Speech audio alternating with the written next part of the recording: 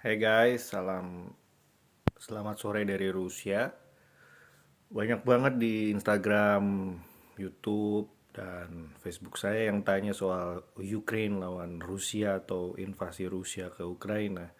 Saya ingin menjelaskan beberapa hal yang saya tahu ya dari sejarah dan sebagainya macamnya. Sebenarnya konflik Rusia dan Ukraina ini udah lama sebenarnya. Sebelum tahun 2014 dari perjanjian yang sebelumnya ada sejak Uni Soviet itu pecah. Bahwasanya negara-negara pecah Uni Soviet itu tidak boleh bergabung dengan sebenarnya tidak boleh bergabung dengan Uni Eropa atau NATO. Itu sepengetahuan saya gitu. Nah, sebenarnya Rusia sama Ukraina sampai tahun 2014 tuh nggak ada masalah karena ada kompetisi sepak bola di 2012 di Euro ya, Euro 2012 di Polandia dan Ukraina itu mereka masih baik-baik aja. Mulai ada masalah itu 2014 saat presiden Ukraina yang pro Rusia itu digulingkan untuk digantikan sama presiden yang pro NATO dan Uni Eropa dan pro Amerika. Dan mulai dari situ tuh udah mulai tuh warga Ukraina yang etnis Rusia tuh udah mulai dari bahasa Rusia yang sudah dihapus dari bahasa baku di Ukraina, lalu permasalahan di Crimea yang air sama listrik diputus sama Ukraina juga. Jadi istilahnya ya kalau kata Presiden Rusia sekarang ya genosida. Jadi mereka ingin mematikan seluruh etnis Rusia yang ada di Ukraina gitu. Istilahnya ya gimana ya menghilangkan nyawa lah dan orang Rusia Ukraina sebenarnya harusnya tahu ya karena memang konfliknya ada di situ gitu loh. Jadi memang sudah ada perjanjian orang Rusia tuh saya kan tinggal di Rusia ya. Jadi banyak tinggal di Rusia dan istri juga orang Rusia. Jadi saya paham watak orang Rusia itu kayak apa gitu loh. Mereka tuh kalau soal janji pegang betul janji. Tapi sekali diingkarin janji itu, mereka marah biasanya. Tapi marahnya nggak langsung cepat, dia tunggu gitu, sabar, dikasih kesempatan berubah. Tapi nggak berubah juga ya udah. Akhirnya sekarang lah ini Rusia menginvasi Ukraina, bahasanya seperti itu. Tapi yang paling pasti saya pikir Rusia nggak ngincer sipil sih, dia ngincer pangkalan-pangkalan militer, terutama yang mungkin akan mengganggu stabilitas ekonomi dan keamanan di Rusia seperti itu. Jadi ini sejarah panjang sebenarnya dan beberapa apa ya, berapa tugu ya atau tugu atau museum atau tugu peringatan lah banyak di daerah yang lagi disengketakan itu di Donbas dan Luhansk itu yang ada nama-namanya warga Ukraina yang beretnis Rusia yang ya sudah meninggal karena diteror, di apa namanya diganggu oleh Ukraina lewat bantuan dari pihak ketiga itu tadi. Jadi menurut saya siapa yang salah ya semuanya salah sih menurut saya.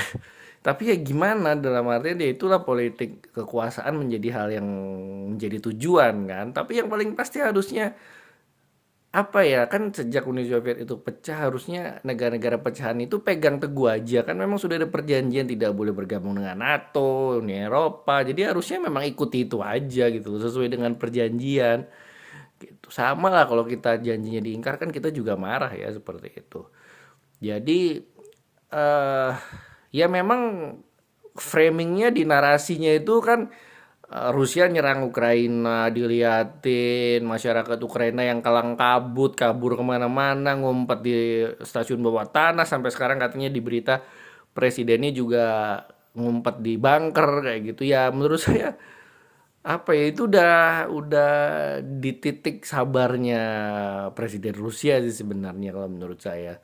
Dan titik didihnya itu sekarang dan itu menurut saya juga apa ya nggak saya pikir udah 8 tahun ya dari 2014 sampai 2022 Rusia itu sabar sebenarnya tapi ya nggak mudah-mudahan solusinya bisa segera di apa namanya didapatkan karena memang orang Ukraina sama orang Rusia itu sama sebenarnya plek sama watak bahasa ngomong itu sebenarnya sama cuma aksen aja mungkin beda tapi secara prinsipal mereka tuh sama nggak ada bedanya karena saya apa watak mereka itu sama plek jadi Menurut saya memisahkan Rusia sama Ukraina itu agak sulit, sama kayak memisahkan apa ya, Malaysia dan Singapura atau Indonesia dan Malaysia itu agak sulit juga karena kita kan muka sama, bahasa juga nggak jauh beda, seperti itu.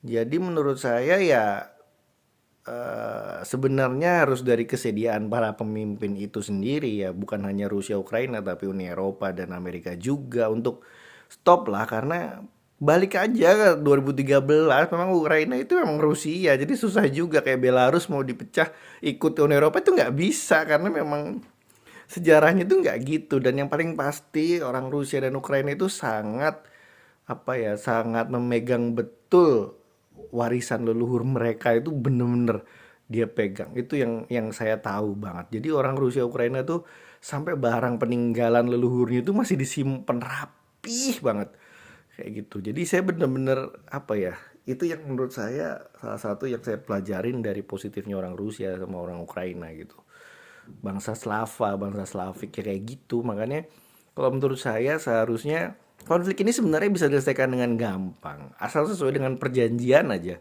Kayak gitu. Jadi ya mau gimana dalam artian orang kan diserang terus juga akhirnya ya muntap juga ya orang Donetsk sama orang Luhansk. Jadi menurut saya juga ya salah di Ukraina juga, salah di Rusianya juga, sama Amerikanya juga, sama Uni Eropa juga. Jadi menurut saya ya udahlah kalau bahasa orang Indonesia tuh apa ya eh ya memang seperti itu adanya. Jadi ya harus lebih dia ngobrol kayak apa nyari solusi bersama agar mereka bisa bisa hidup bareng lagi kayak gitu. Jadi memang nggak bisa Ukraina itu ditarik karena memang posisinya Ukraina itu negara pecahan Uni Soviet beda. Jadi ya memang harus ada di basisnya Rusia untuk menjadi penyeimbang, nggak boleh masuk kiri kanan. Mungkin itu aja sih. Dan kita juga boleh misalnya ya ngelihat oh Rusia nyerang Ukraina, mukanya orang Ukraina di mana-mana. Ya namanya orang diserang ya wajar kayak gitu. Tapi ya menurut saya selama 8 tahun etnis Rusia di Ukraina juga diteror juga segala macam. Jadi ya menurut saya fair aja sih sekarang Rusia nyerang Ukraina mau gimana lagi gitu loh. Mereka punya pilihan itu ya akhirnya dapatlah ini. Mungkin itu aja dari perspektif saya ya, orang Indonesia yang tinggal di Rusia. Sebenarnya di Rusia aman-aman aja dan saya pikir di Ukraina juga sebelumnya aman-aman aja. Apalagi sebelum tahun 2014 sebenarnya aman gak ada masalah. Masalah itu datangnya ketika ada negara api aja menyerang kayak gitu sama kayak di Indonesia. Mungkin itu aja. Assalamualaikum. Selamat sore dari Rusia.